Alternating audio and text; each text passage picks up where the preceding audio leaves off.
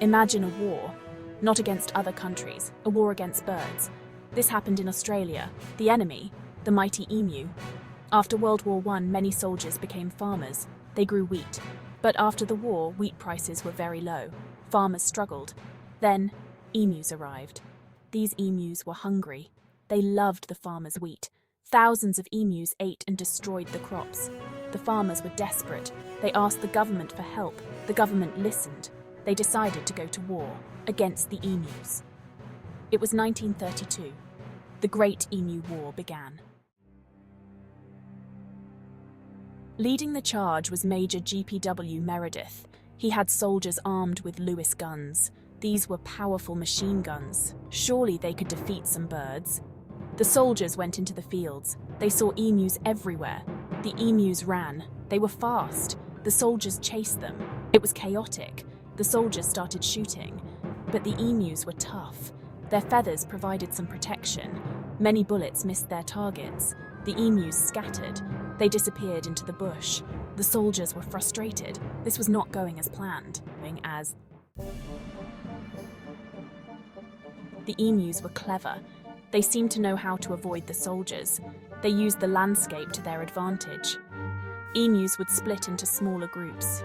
This made them harder to target. They would pop up in unexpected places. The soldiers were always one step behind. The soldiers tried different strategies. They even mounted a Lewis gun on a truck, but the truck got bogged down in the mud. The emus were winning. Section 4.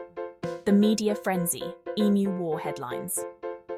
News of the war spread. Newspapers around the world wrote about it. Some people found it funny.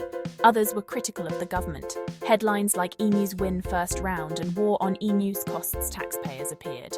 The government was embarrassed. The public questioned the cost of the operation. They argued that the money could be better spent. The pressure was mounting. Section 5. Retreat and Reflection. A victory for the emus. After several weeks, the soldiers retreated. They had fired thousands of rounds, but they had only killed a few hundred emus. The emus were still thriving.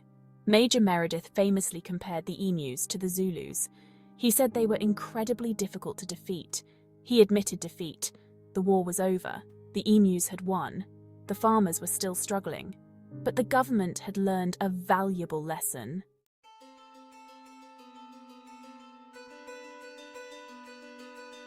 Section 6. The Legacy of the Emu.